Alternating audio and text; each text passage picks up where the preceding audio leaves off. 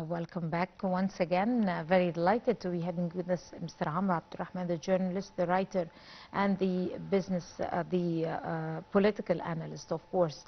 Good morning, Mr. Rahman. Good morning to you. Welcome back to the breakfast show. Thank you. First of all, there are very, very prominent efforts taken by Egypt, firsthand, concerning the Palestinian crisis, but also included in that is Qatar and also Kuwait and some Arab countries. Of course, there are European countries, and we have seen the French visit, the French president coming over to Egypt and stretching out his hands to the Egyptian efforts, and also supporting what President Abdel Fattah Sisi have been doing for almost a year now. And also there are other countries supporting that. But how do you assess the prominent efforts made by Egypt to cease fire, to save the Palestinians, the innocent Palestinians, to stop the U.S.-Israeli plans for displacement, to try to allow the humanitarian aid inside the stranded Palestinian, the Gaza enclave? How do you assess it? How do you see it? Well, first, as you have mentioned, without Egypt, there will be no Palestine, there will be no Arabs at all. Without the presence of the Egyptian role, there would have been no Palestine case, and the case was never developed to be a cause, an Arabian cause, and even international cause, after what we have witnessed in the past 2 years, how the whole world is influenced and touched with what's going on in Gaza Strip by the criminals of the Zionist existence against the civilians and the Arabic lands, the Arabic occupied lands, or Arabs under siege, or the Arabic lands under siege, whether in Palestine or Gaza Strip. Without Egypt, there would have been no Palestine from the beginning, from the very beginning. Second thing here, it's a matter of conflict. It's a conflict of wills. It's not a matter of a war to be stopped or a battle to be stopped. The war will continue in different shapes, economically, militarily, diplomatically, politically, in this holy piece of land. It was mentioned in the holy books. So the war is going on. Even if we can reach out for a resolution or a decision to cease fire, the war will continue again with more aggressions. Those aggressions that have started over a century before. True. But will you please allow me to intervene here? Are there any other Palestinians more to kill, to eradicate? They're almost gone. They have eradicated the face of Gaza, of the Palestinian territories around in Palestine. They have, what is left is only the Palestinian identity. But there are no Palestinians. Totally agree with you. So what else are they waiting to do? There is no more organizations that is fighting in Gaza Strip at all, totally. The whole leaders were assassins.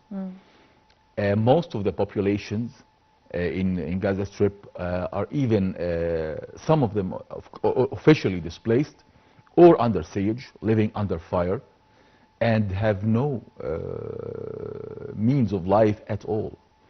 So it's not a matter of massacring. They have already massacred what they can, and there are no limit for the massacres. But it's a matter of, it's a conflict of wills. And economical greeds in this piece of land. Mr. Trump has declared it wide open, all crystal clear. He has greeds in this area, and he means to displace what's left of the civilians for his own project, along with his associates. just for his benefit. He's dealing with each and every conflict in the world as a deal, as a kind of business. That's what we have witnessed when Iran was put under pressure. The U.S. Army was targeting Yemen, not just not to protect the lines of transportations in the Red Sea, but pressing Iran to reach out a deal, to find out a deal in the end. And here we have news that Iran will pay 4 trillion of investments in the U.S. as a deal. Trump is doing the same thing with Gaza Strip, the same thing with Ukraine. So we are up against a new phase of the conflict. What type of phase? This phase is mixed between a war of interests? The war of interests, an economical war, and only the strong will survive, and only the united front will prevail. The united front. And from this, let me take it from the united front and move back to the Egyptian mediation. I call it the Egyptian mediation concerning the crisis in Gaza, because Egypt is orchestrating a group and trying to collect countries to unify them under one umbrella. The Jordanian side, Qatari side, and the of course the Kuwaiti side, and other countries, of course Saudi Arabia, and also other Arab countries, also European countries. So in this light, what exact role that each country play? Some of them are playing intensive roles, some of them are behind, taking a shadow. Exactly how do you assess the situation? The huge efforts accomplished by the Egyptian administration is very significant. Maybe we have the greatest effort accomplished at all. Other countries from abroad, from away from this region, has its own agendas, has its own greeds, has its own manipulating facts on the ground for their own benefits. But here in Egypt, we are the main shield and armor for this, for the Arabic lands at all. I'm talking about. It's not a matter of ceasefire. We're not targeting just ceasefire. We're targeting dealing with the situation, containing the situation, a situation that is a part of a conflict. It will not be ended today. Even if we have reached today another ceasefire, which we have already accomplished before, that doesn't mean the end of the conflict. That doesn't mean the end of the war. But it's time for us in Egypt and the Arabic region to take a breath of peace, to shuffle the cards on the table, to confront and to contain the dangers and the threats, especially by the American administration. I believe that there is no difference between the American administration, this one and the one before. Only the strategies, only the sound and technical strategies. Yes, but strategically they have the same agenda. They have the same purpose, which is declaring what they call it falsely bigger Israel. And we have right now, as we are speaking, the expansion and the more influence and more expanding influence by the Israelis all the way to Euphrates. That means the right wing of this so-called and falsely claimed big Israel is already being established as we are speaking. So it's a matter of conflict. Such actions, some of those actions can never be dealt or met with the same actions. We can never. If we go to war now, it would be a bad situation for all of us.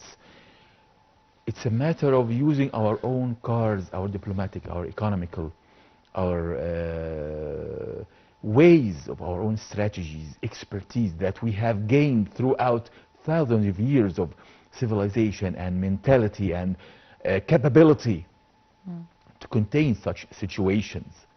And that's why, whether Egypt, how strong it is right now economically, but the Egyptian role is the main pillar to confront such crisis. And the only way to gather all the Arabs around Egypt as one front, one united front, to confront those threats that can never be dealt with individually. And I believe that the Arabic leaders realized that fact, and without accomplishing that fact and expressing that fact into something on the ground, it's going to be delayed, and the enemy will gain more And it's points. not going to only be the issue of a Palestinian crisis. It's going to be an Arab crisis. Well, So, it is. I mean, unity is a must. It's a dire need. Any Arab leader who has some sense in his mind should carefully understand that this is not a Palestinian issue only. It's by an all Arab. means. It's an Arab identity. Like you kindly mentioned, that they have a strategy. The Zionist entity, they have that policy from until the Euphrates River. So they are going to expand. They are not only targeting the Palestinian territory, but targeting the whole Arab region. What's So going on in Syria right I now hope is the a Arab deal. leaders would take heed to that. Well, of course, what's going on right now in Syria? They have created a regime, a terroristic regime, and helped him to take over authority in Syria. A terroristic leader, until this very moment, when he travels abroad, he must get a license from the Security Council, and he is mentioned as a leader of the Qada organization, terroristic organization. It's so Until sad. this very moment. Very sad. And of course, he doesn't do anything against the Israeli assaults against the Syrian lands after he has demolished the Arabian Syrian army. Exactly. And also trying to demolish other, different people and, different factions of the Syrian Sure. factions. And Sure. it's so sad.